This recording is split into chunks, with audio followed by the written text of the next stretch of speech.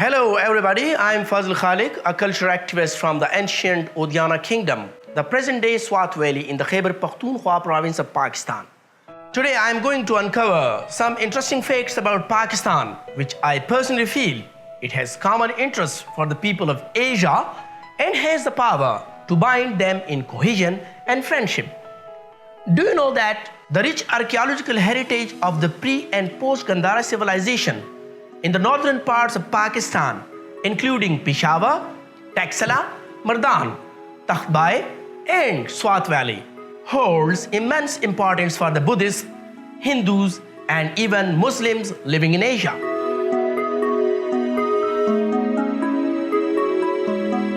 Swat Valley, which was known as Udyana Kingdom in the ancient past, was part of Gandhara and remained the cradle of different civilizations from early in the first millennium BC to the 11th century AD in what is now northern Pakistan and eastern Afghanistan. Most archaeological remains in Swat Valley, especially the rock carvings, depict Buddha or other prominent figures in ancient Buddhism, are considered masterpieces of art in history that could attract Buddhists, Hindus, tourists, and scholars from around Asia as well as from the entire world. However, the rich archaeological heritage is in danger from withering and neglect.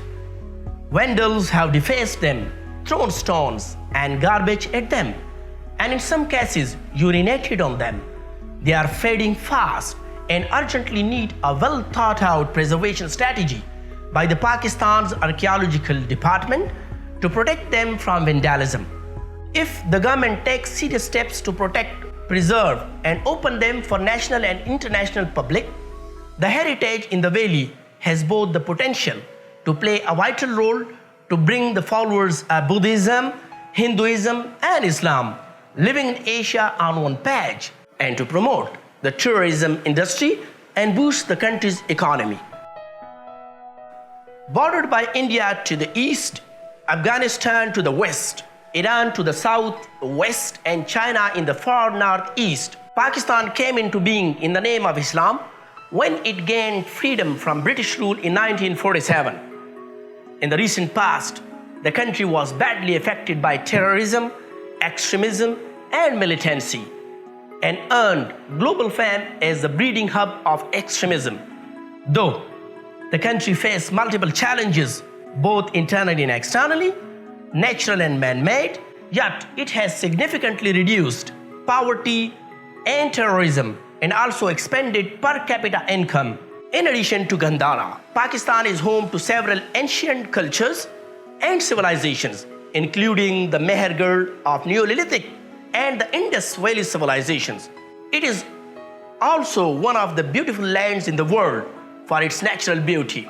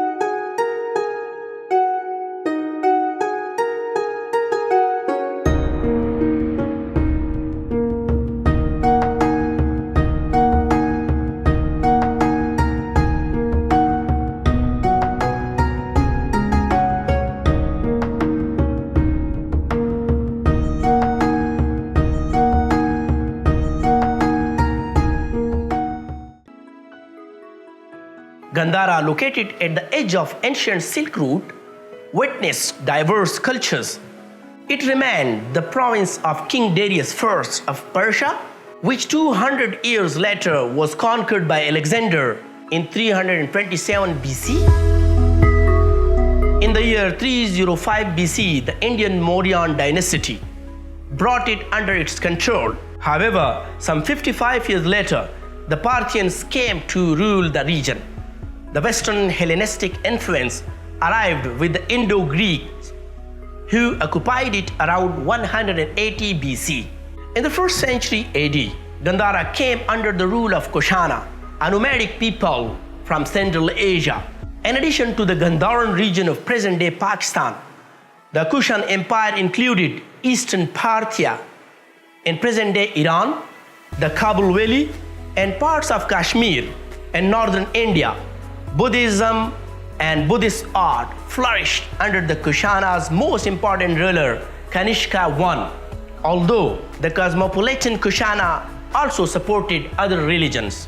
From here, the spread of Buddhism to China and Japan attests to the special dynamic that was innate to this particular region. As you know, Gandhara was the center of multi-religious activities at that time.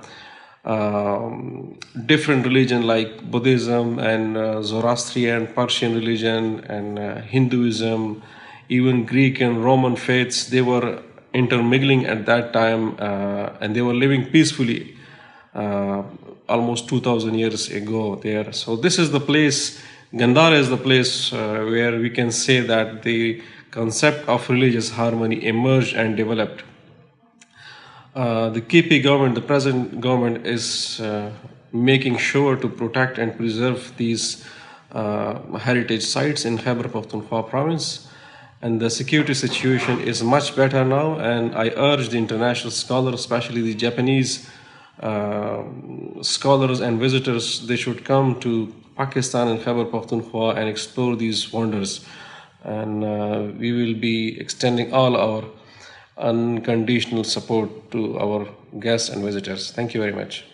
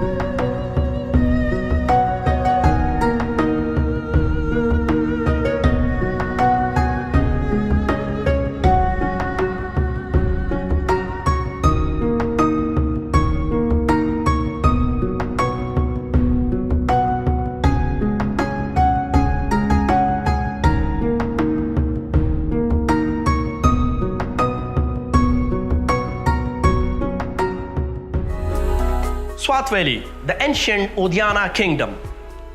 In the Gandhara era, the Swat Valley, the Udyana kingdom, was the main north-south route connecting the most important monastic settlements in the northern valleys and mountains with a large east-west route in the Kabul Valley. The beauty of Swat Valley truly reflects its ancient name Udyana, which is generally interpreted as garden. It gives the traveler a look of paradise, whether entering from the mountains of the Himalaya or from the plains of Peshawar. The favorable geographical position with relation to ancient communication routes between India and Central Asia and a long-lasting fame as one of the most sacred lands of Buddhism, still intact centuries after the Islamization of the country, ensured Udyana's economic and cultural prosperity at least until the first decades of the 6th century. Swat Valley was one of the most important centers of Gandhara civilization, which, along with Taxara and Charsada, was famous for trade, culture, and learning. which had spread beyond the geographical border since the 1st century BC.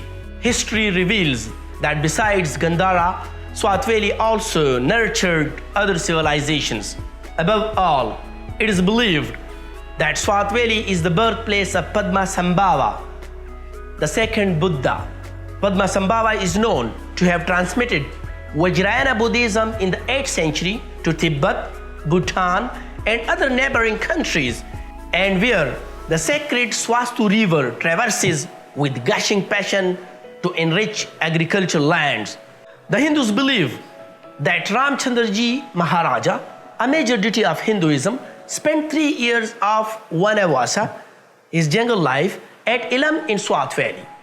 Hindu pilgrims visit this place once a year in first day of Sawan, spring, to pray, worship, and seek unity with the Almighty.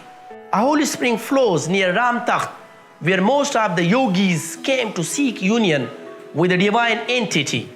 Apart from several tombs of famous Muslim saints, the valley houses the second oldest mosque, known as Mahmud Ghaznavi Mosque in Pakistan.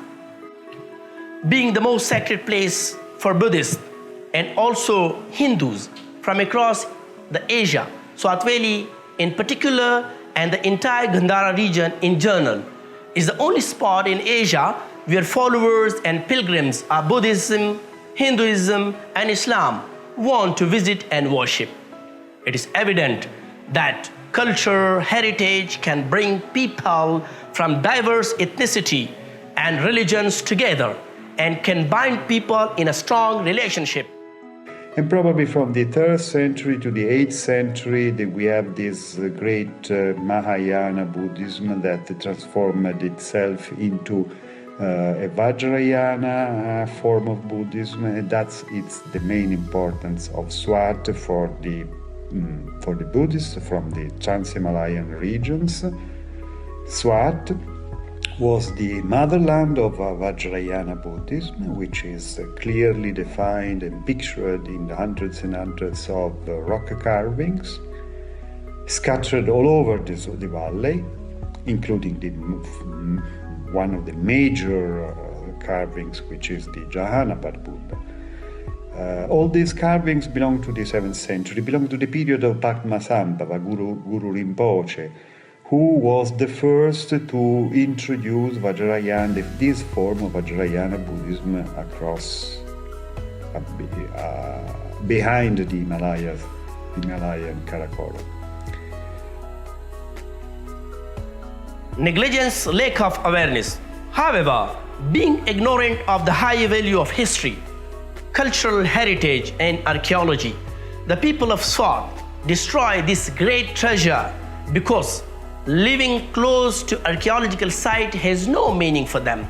They do not know the importance of such sites and do not see any benefit from them.